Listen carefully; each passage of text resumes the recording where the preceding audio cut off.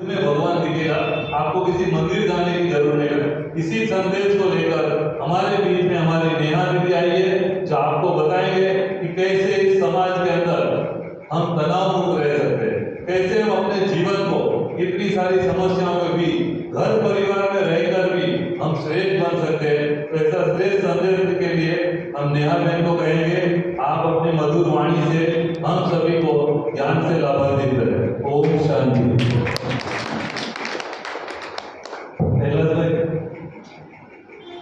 ओम शांति। ओम शांति। माता वैष्णवी के दरबार में आप सभी परमात्म प्रिय जनों का हार्दिक अभिनंदन है, स्वागत है, स्वागत है। मंच पर उपस्थित सम्मानीय विधायक महोदय, साथ में पहुंचे हुए हमारे दादा पार्षद जी और आदरणीय दीदी जी, आदरणीय मधुबन से पहुंचे हुए हमारे कीर्ति भाई जी और मीनाक्षी दीदी जी, आप सभी का भी हम दिल से धन्यवाद करते हैं कि आपने हमें इस दिल्ली नगर में, महानगर में सेवा का अवसर प्रदान किया। निश्चित ही आज हम सभी आधुनिक जीवन जी रहे हैं और आधुनिक युग की सौगात, तनाव, चिंता, डिप्रेशन हम सभी के जीवन में भरा पड़ा है और हम सभी सुखमय जीवन जीना चाहते हैं।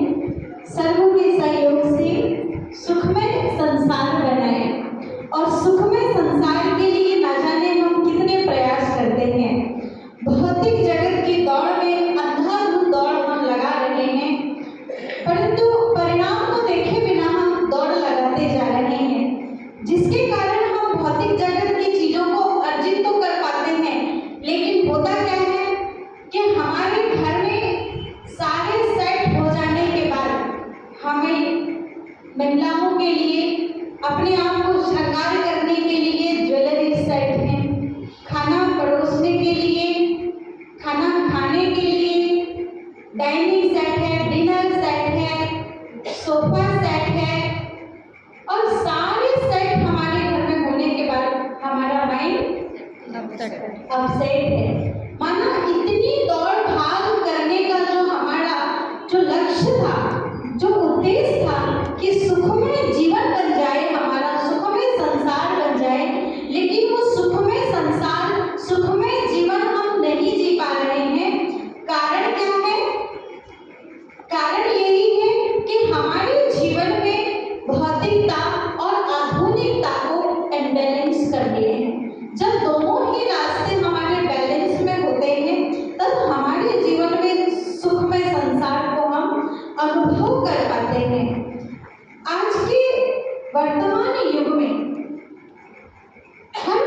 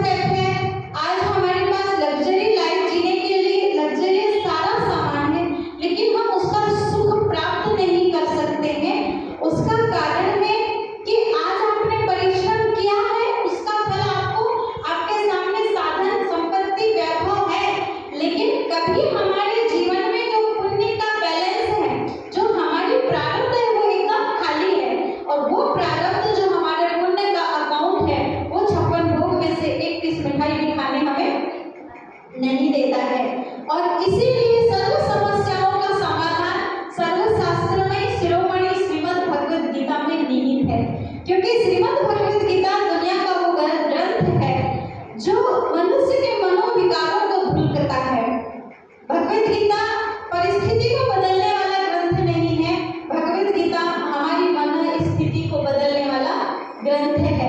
तो मन स्थिति को बदलने के लिए महर्षि वेदव्यास जी ने बड़े सुंदर शब्दों में भगवत गीता की महिमा करते हुए कहा कि मन निर्मोचनम पुंसः जल स्नानम दिने दिने सकृत गीता अभ्यासी संसार मलनाशनम, कि जिस तरह से प्रतिदिन स्नान करने से शरीर का मैल धुलता है, ठीक इसी तरह से प्रतिदिन भगवत गीता के स्नान करने से हमारी आत्मा का मैल धुलता है। और हमारी आत्मा में आज कौन सा मैल खड़ा है? कौन सा मैल खड़ा है? हमारी आत्मा मैली है या उजली है? मैली है। और कौन सा मैल है? विकारों का, काम, अत्यधिक कामनाओं का, क्रोध का, वासनाओं का, और ना जाने कितने सारे दुर्गुण हमारे अंदर भरे हुए हैं। लोभ का, जो अत्यधिक किसी भी चीज की ज्यादाती हमारे लिए नुकसान करती है, चाहे वो भोजन हो, चाहे वो एक्सरसाइज हो, चाहे वो भौतिक जगत की सुख सुविधा हो। क्योंकि भगवत गीता हमें मध्य मार्ग को यूज करना सिखाती है, जिसको महात्मा बुद्ध ने भी कहा कि ना बहुत ज्यादा विलासिता में जियो, ना बहुत ज्यादा अभाव में, क्योंकि अभाव और प्रभाव दोनों ही हमारे जीवन को असंतुलित कर देता है। इसीलिए भगवत गीता में भगवान भी हमें कहते हैं कि स्थित प्रज्ञ मन वाले बन जाओ। बुद्धि ना हमें खुशियों में बहुत ज्यादा उछाल आए, ना हम तनाव में बहुत ज्यादा डिप्रेशन में चले जाएं। दोनों के बीच का रास्ता को अपनाने का जो सत्य मार्ग है वो हमें भगवत गीता में प्राप्त होता है। और भगवत गीता हमें मुक्ति का मार्ग देती है। मुक्ति का मार्ग जो संसार के विघ्नों से, संसार की बुराइयों से मुक्ति का मार्ग देती है। और हम सभी जानते हैं कि ये जो चिंता हमारे जीवन में आ रही है लगातार, इसके कारण कहीं संसार में बाहर जितने हैं उतने ही या उससे अधिक हमारे अंदर होते हैं। चिंता को जन्म देने में जो सबसे बड़ा हाथ होता है वो हमारी खुद की आदतों का होता है। हमारी ऐसी कई आदतें हैं जो हमारे भीतर चिंता को जन्म देती हैं। ऐसी चेक करिए अपने अंदर कि मेरी कौन सी आदत है जो मेरे जीवन में चिंता के परसेंटेज को बढ़ा देती है। चेकिंग करिए। दूसरा है हमारा दृष्टिकोण, नजरिया। आदतों में अगर हम देखते हैं कि बहुत ज्यादा ओवर ईटिंग भी हमारे लिए चिंता का विषय है। छोटा सा उदाहरण अगर मैं मानूं तो जो कॉमन आदत है, किसी को देर तक सोने की आदत होती है, किसी को बहुत ज्यादा जरूरत से ज्यादा खाने की या जरूरत से ज्यादा बोलने की जो आदतें हमारी होती हैं, जो हमको उलझाते रहती हैं और हमारे जीवन में चिंता को जन्म देती है। हमारा नजरिया, हमारा जो दृष्टिकोण है, जो अनुमान हम लगाने लगते हैं दृष्टिकोण के द्वारा, हमारे नजरिया के द्वारा, क्योंकि हमारा जो नजरिया है हमारे विचारों पर डिपेंड करता है। और हमारे विचार को प्योर करने का माध्यम भगवत गीता में निहित है। परंतु आज दृष्टिकोण इस तरह का हो गया, जैसे रास्ते पर चलते जाते हैं हम, तो हमारे सामने प्रतिदिन जा रहे हैं, एक व्यक्ति चल रहा, उसको पीछे से कुत्ता आया, दौड़ के काट दिया उसको और वो आगे चल नहीं गया, हॉस्पिटलाइज किया, इलाज किया। अब ये हमें आज तो ये हो गई है घटना पूरी, लेकिन हमारा नजरिया हमेशा ऐसा ही बन जाता है कि कल को हम जा रहे हैं, हो सकता है कि कोई डॉग हमारी रक्षा करने के लिए आ रहा हो, लेकिन हमारा नजरिया सुरक्षा करने के लिए क्या हो गया, खतरे वाला हो जाता है। तीसरी जो बात है या तीसरी जो आदत है हमारे अंदर जो है वो विश्वास है।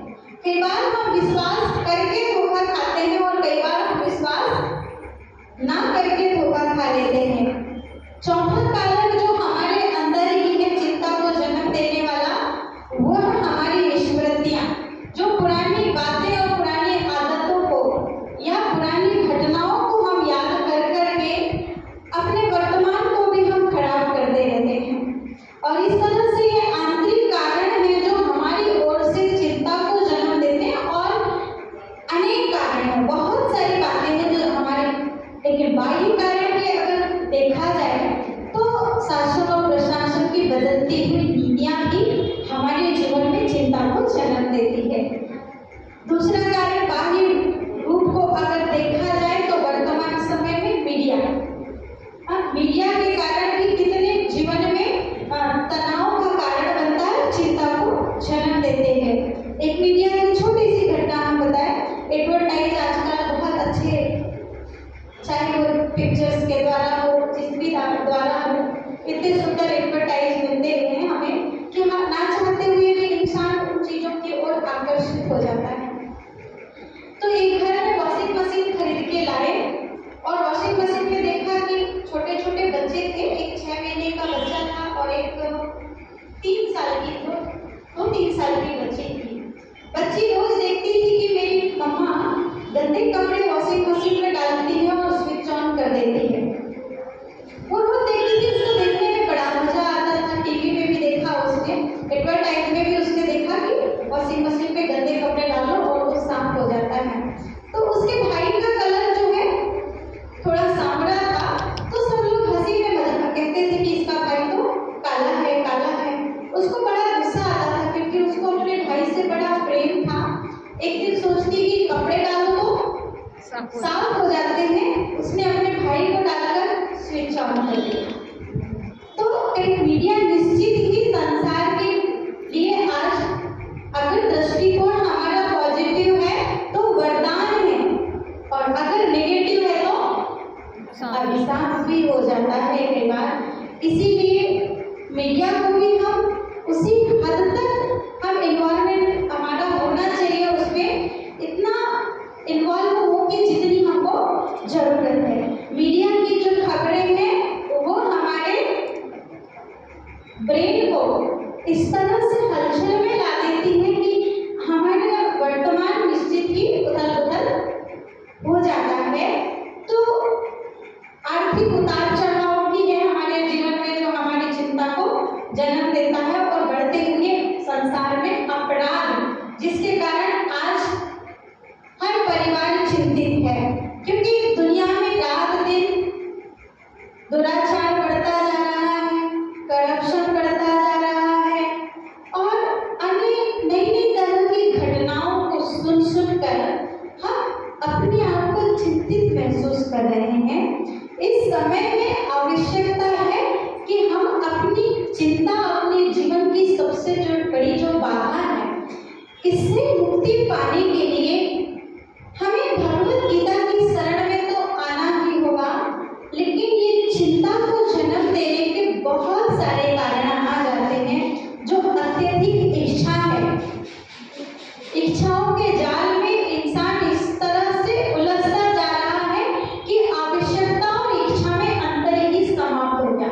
आवश्यकता हमको कंफर्ट फील कराती है, लेकिन इच्छाएं हमको चिंता में फंसाती हैं, क्योंकि इच्छाएं हमेशा उस ओर ले जाती हैं जो आमदनी, अठन्नी और खर्चा रुपया जो टाइटल है ना फिल्म का, वहीं पर हमको फंसा देती है। इच्छा फिर ईर्ष्या को जन्म देने लगती है। ईर्ष्या को कैसे कि आज साइड वाले के घर में देखो कितनी लग्जरियस लाइफ जी रहे हैं, उसके घर में एसी है, उसके घर में लग्जरी कार है, उसके घर में गोल्ड है, उसके घर में ये है वो है। ये सब चीजें मेरे घर क्यों नहीं है? ईर्ष्या में इंसान अपना इस तरह से नुकसान करता है कि चिता तो मुर्दा को जलाती है, लेकिन जो चिंता है ना वो जीवित को जला देती है, और इस तरह से जलाती है कि हम अपना ही नुकसान करते जाते हैं। एक छोटी सी घटना है कि एक भाई जो भगवान के बहुत भक्त थे, उनकी पत्नी उनके साथ रहती थी। तो पत्नी के अंदर अनंत इच्छाओं का जाल था। पति एकदम आध्यात्मिक और पत्नी आधुनिक। तो कहने लगी, देखो तुम रोज भगवान जी के पास जाते हो, रोज मंदिर में पूजा करते हो, सफाई करते हो, घंटी बजाते, माला जाप करते, तुमको आखिर मिलता क्या है? जीते तो हम ऐसे ही साधारण सिंपल जिंदगी, भावग्रस्त जिंदगी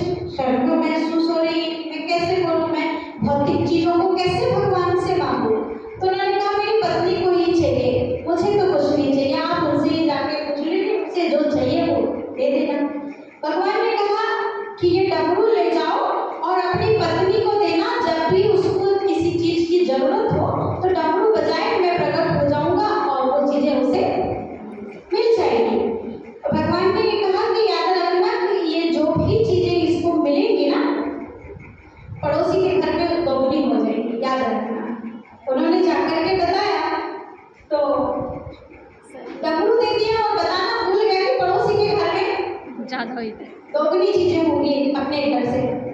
बड़ी खुश हुई पत्नी डमरू बजाने लगी और डमरू बजाते भगवान प्रकट हो गए। कहने लगे क्या चाहिए बोलो। तो कहने लगे भगवान जी मुझे तो एक बड़ा सा बंगलो चाहिए। तो भगवान जी ने तथास्तु कहा और चले गए। सोचती कि अब पड़ोसन अपने घर से निकल करके देखेगी और मेरे से ईर्ष्या होगी शायद। तो पड़ोसन निकल ही नहीं रही है, निकल ही नहीं रही है। जब झांक करके देखती है 9 बजे 10 बजे ये क्या हुआ, अब पड़ोसन के घर में 2 बंगले, वो क्यों निकलती है। फिर सोचती है अब तो देखती हूँ। भगवान जी से फिर घंटी बजा करके मांगने लगी। भगवान जी आए, कहने लगी भगवान जी अब तो मुझे दुकानें चाहिए, अच्छी बड़ी सी दुकान चाहिए। तो उसमें सारा आइटम ग्रोसरी से जनरल से लेके सारा। भगवान ने तथास्तु कहा। अब वो चिंतन कर रही है कि पड़ोसन के घर का सामान खत्म हो ताकि मेरी दुकान में खरीदी करने फिर से आ जाए। अब खरीदी करने का इंतजार कर रही है। अब देखी कि पूरा दिन बीत गया, आज अभी तक पड़ोसन आई कैसे है। प्रार्थना कर रही है कि उसके घर की चीजें जल्दी जल्दी खत्म हो। लेकिन जब वो पड़ोसन में आई, झांक कर देखती उसके घर में 2 दुकान थी। ऐसे करते करते हर चीज है उसके पास, पड़ोसी के पास दोगुनी होती। इतना क्रोध आया ईर्ष्या वश उसे, कहने लगी भगवान जी आज तो मेरी एक आंख खोल दो। अब इतना क्रोध आ गया उसको, अपनी एक आंख खुलवाने के लिए तैयार हो गई और सोचती है कि पड़ोसी की अब दोनों आंख चली गई होगी। लेकिन पड़ोसी के घर कुछ भी नहीं हुआ, नुकसान अपना ही हो गया। इसके घर कार आई तो हाथ बजा बजा के दिखा रही कि पड़ोसन मेरे घर की कार देखिए। उसके घर 2 कार रखी थी, वो क्यों इसकी कार देखती है। तो जो ईर्ष्या है हमारे अंदर, जो जेलसी पैदा होती है, वो हमारी कार्य क्षमता को जलाकर भस्म करती है। कहने का भाव ये है कि जो हमारी कर्म करने की क्षमता है वो नष्ट होती है ईर्ष्या से। तो ये ईर्ष्या इस तरह से हमारे जीवन में आती है और नुकसान ना जाने कितने करके चली जाती है। इसीलिए हम सभी को ईर्ष्या से मुक्त होने के लिए, चिंता से मुक्त होने के लिए एक उपाय हम आपको देते हैं, वो है PBA टेबलेट का। कि डेली जितनी बार चाहो उतनी बार इस PBA टेबलेट को खाओ। इसका कोई साइड इफेक्ट नहीं होगा। पीसर पॉजिटिविटी की पहला डोज सुबह जैसे ही आंख खुलती है पॉजिटिविटी का डोज लीजिए, क्योंकि ये पॉजिटिविटी हमारे अंतःकरण को शुद्ध करता है, हमारी कार्य क्षमता को बढ़ाता है। और पॉजिटिविटी का एक छोटी सी घटना, एक कपड़े धुलाई प्लेट, बाजू वाले प्लेट में ऐसे ही युगल रहते थे। तो उसको कपड़े सूखते दिखते थे अपने पड़ोसी के, तो रोज रोज अपने हस्बैंड से कहती थी कि देखो ना वो पड़ोसी कितने गंदे कपड़े धुलती है, पता नहीं कौन सा डिटर्जेंट लाते हैं, पता नहीं कौन सा कैसे धुलाई करते हैं। प्रतिदिन हमको जब किसी के अंदर पॉजिटिविटी दिखाई ना दे तो इस घटना को याद करना, तो निश्चित ही पॉजिटिविटी हमारे पास रिटर्न आने लगती, दिखाई देने लगती है। तो रोज सुन सुन के उसका हस्बैंड थक गया कि ये पड़ोसन के कपड़े के ऊपर इतना कमेंट क्यों करते हैं। भाई गंदे कपड़े पड़ोसी के हैं, पहनने वाले पड़ोसी को, धुलने वाले पड़ोसी के। उसका हस्बैंड थक गया। एक दिन अचानक उस महिला को पड़ोसी के कपड़े बड़े साफ सुथरे दिखे, तो पति से कहती है जी सुनते हो, आज तो पड़ोसन के घर के कपड़े बड़े साफ सुथरे दिखाई दे रहे हैं, धुलने वाली बदल गई कि डिटर्जेंट बदल गया पता नहीं। उसका हस्बैंड कहता है मैडम कपड़े तो वो रोज साफ धोती है, आज मैंने अपनी खिड़की के कांच साफ कर दिया है। धूल हमारी अपनी विंडो में होती है और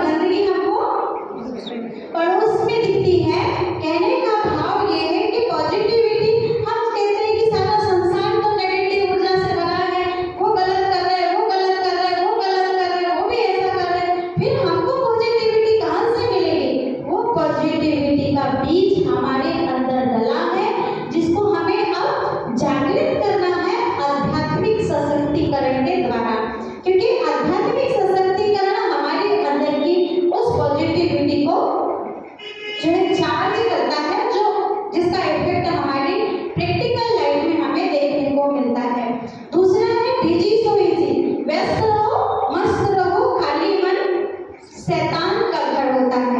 और जब खाली हम होते हैं ना तो शैतानी हमारे अंदर गूंजती है। कैसे? जिसको हम आम भाषा में, लोकल भाषा में कहीं खुरापाती दिमाग लगने लगता है कि हमको किसी को छेड़ने का मन करता है, किसी को परेशान करने का मन करता है, किसी को डांटने का, किसी को नीचा दिखाने का मन करता है। वो खाली में जब हम व्यस्त रहते हैं तो निश्चित ही हम अपने प्रोग्रेस की ओर चलते हैं, लेकिन जब हम खाली रहते हैं तो हमारी कार्य क्षमता धीरे धीरे घटते जाती है। और कार्य क्षमता घट जाने से कई सालों से बरसात नहीं हो रही थी, लेकिन एक किसान हर साल बीज डालता, हर साल बीज डालता, हर साल बीज डालता। लोग उसको कोई ताने देते, कोई मजाक उड़ाते, कोई दया करते कि हर साल बारिश नहीं होती फिर भी तुम अनाज क्यों डाल रहे हो? तो किसान कहता है कि मैं अपना कर्म कर रहा हूँ, क्योंकि अगर एक समय बारिश आ गई और मैंने अनाज डालना बंद कर दिया तो मेरा अभ्यास छूट जाएगा और जो फसल मेरे घर आनी चाहिए वो नहीं आ पाएगी। इसीलिए लगातार करते रहो। भगवान भी कहते हैं कर्मण्येवादी का रास्ते मां कर्म फलेषु बोलवा, कि कर्म करते रहो, कर्म के फल की इच्छा ना करो। भगवान का कहने का मतलब नहीं है कि मैंने ये कर ली तो अब इच्छा का फल की इच्छा ना करो का मतलब कि जो कर्म हम करें, देखो कर्म जो हमने किया है उसका परिणाम तो हमें भोगना ही पड़ेगा, चाहे अच्छा या बुरा। देश बदल लो, वेश बदल लो, यहाँ तक कि जन्म भी बदल लो, लेकिन कर्म का परिणाम नहीं बदला जा सकता। और उसकी इच्छा ना रखो का मतलब ये है कि मैंने आपके लिए इतना अच्छा काम किया, आप मेरा कब कहें मेरे महिमा मंडल करें, आप कब मुझे प्रमोट करें या आप कब मुझे उत्साहित करें, आप मेरा महिमा का गुणगान करें। ये फल की अत्यधिक इच्छा है जो हमें तनावग्रस्त ला देती कि आपने मेरा उत्साह नहीं बढ़ाया, आपने महिमा नहीं किया, आपने मेरे कार्य की सराहना नहीं की, तो मैं चिंतित हो जाती हूँ। इसलिए इन चीजों के लिए भी हमारे पास समय न रहे, क्योंकि अब समय के पास भी समय नहीं है जो हमारे कर्मों का फल देने के लिए वर्षों का इंतजार करे।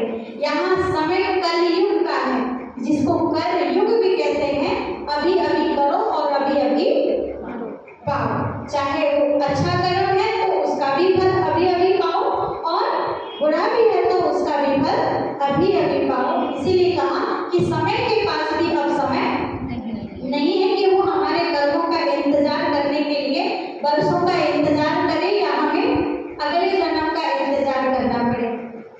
तीसरा है ऑलवेज लिविंग इन प्रेजेंट, कि सदा वर्तमान में रहो, क्योंकि जिसने वर्तमान को श्रेष्ठ बनाया है उसका भविष्य निश्चित ही श्रेष्ठ होगा। क्योंकि भूतकाल सपना है, भविष्य काल कल्पना है और वर्तमान अपना है। जिसने अपना को अपना बनाया है उसको भविष्य की फिक्र करने की जरूरत नहीं है। और इस तरह से हमें चिंता से मुक्त होना है तो सदा टीबीए टेबलेट का डोज रोज लेना है। और इसके लिए आप सभी को काहे के साथ लेना है? काहे के साथ लेंगे? शांति रूपी शीतल जल के साथ, क्योंकि शांति के साथ जो भी चीज ली जाए वो सीधे हमारे अंतःकरण में असर करती है। और अशांति के साथ अगर मेवे मिष्ठान भी लिया जाए तो वो भी हमारी बॉडी पर असर नहीं करते हैं। इसीलिए हमें अपने जीवन को तनाव से मुक्त रखने के लिए और सर्व के सहयोग से आप सबके सहयोग से, तो सबको सहयोग कौन सा करना है जिससे हमारा सुखमय संसार बन जाएगा? तो पहला सहयोग आप सभी को करना है कि स्वीकार करने की शक्ति हमारी ज्यादा हो जाए और अपेक्षा कम। पहला, स्वीकृति अधिक और अपेक्षा कम। दूसरा, एकाग्रता के द्वारा, एकाग्रता हमारे जीवन में वो महत्व रखता है जैसे नदी की गहराई में जो भंवर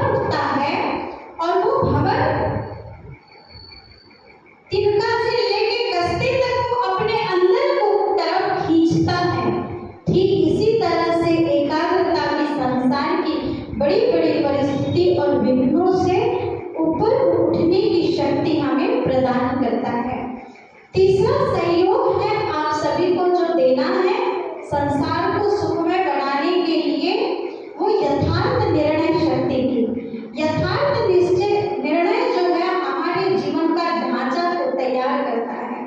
हमारा जो निर्णय है वो इस तरह से होता है जैसे एक प्रकाश स्तंभ अंधेरे में जलकर के रास्ता को दिखाता है, ऐसे हमारा जो निर्णय होता है, जो उचित निर्णय होता है, यथार्थ निर्णय, वो औरों को मार्गदर्शन का काम करता है, जिससे उनका संसार और हमारा अपना संसार सुखमय बन जाता है।